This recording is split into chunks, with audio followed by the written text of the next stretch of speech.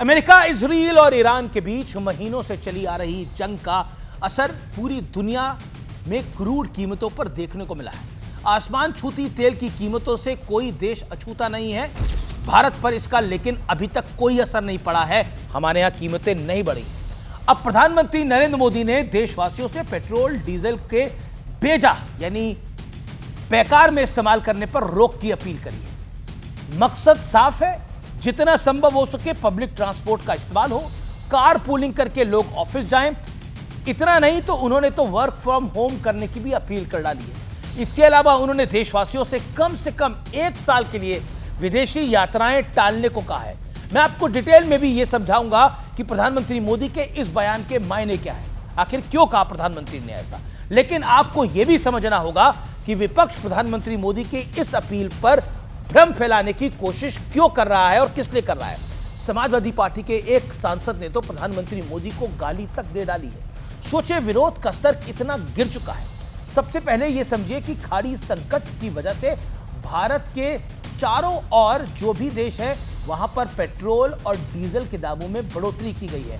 पाकिस्तान से लेकर श्रीलंका, सिंगापुर और तो कनाडा, जर्मनी में भी पेट्रोल के दाम बढ़ाए जा चुके हैं। लेकिन यूएस में भी पिछले 3 महीनों से सरकार ने तेल के दाम नहीं बढ़ाए हैं। ये बहुत बड़ी बात है, बहुत बड़ी राहत है देशवासियों को। तेल कंपनियों को हर महीने करीब 30,000 करोड़ रुपए का घाटा उठाना पड़ रहा है। वहीं बात अगर सोने की जाए तो भारत दुनिया के उन चंद देशों में शामिल है जो सोने का सबसे ज्यादा इंपोर्ट करते हैं।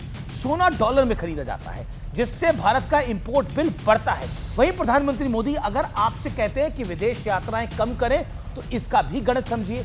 2021-22 में विदेश यात्राओं में भारतीयोों का खर्च करीब 42,000 करोड़ रुपए था, लेकिन 2025-26 में विदेश यात्राओं में भारतीयों ने 3,65,000 करोड़ खर्च कर डाले। अब प्रधानमंत्री मोदी की इस अपील में गलत क्या है। भारत अपना 70% तेल आयात करता है। ऐसे में अगर हम तेल बचाएंगे तो पैसा देश में काम आएगा।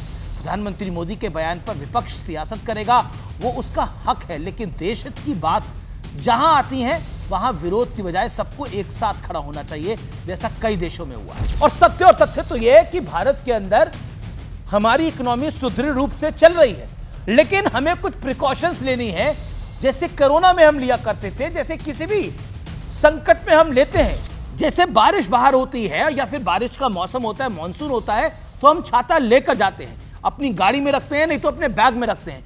कहीं बारिश हो तो हम संभाल लें, जरूरी नहीं है बारिश हो, लेकिन संकट के बादल पूरी दुनिया में है, इसलिए भारत को अपने रूप से तैयार रहना चाहिए।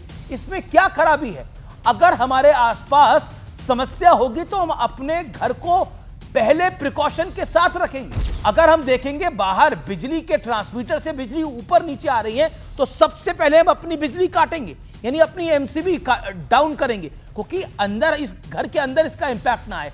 सिर्फ प्रिकॉशन लेने के लिए कहा है। ऐसा नहीं है कि हम संकट में गिर गए हैं, लेकिन संकट में ना गिरे इसके लिए प्रिकॉशन लेनी है।